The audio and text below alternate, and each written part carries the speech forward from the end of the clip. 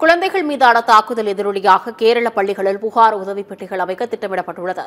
வீட்டில் உள்ளவர்களாலேயே துன்புறுத்தலுக்கு ஆளாகும் மாணவ மாணவிகளை பாதுகாக்க கேரள அரசு விரைவில் ஒரு சிறப்பு திட்டத்தை தொடங்கும் என கேரள கல்வி அமைச்சர் சிவன்குட்டி தெரிவித்திருந்தார்.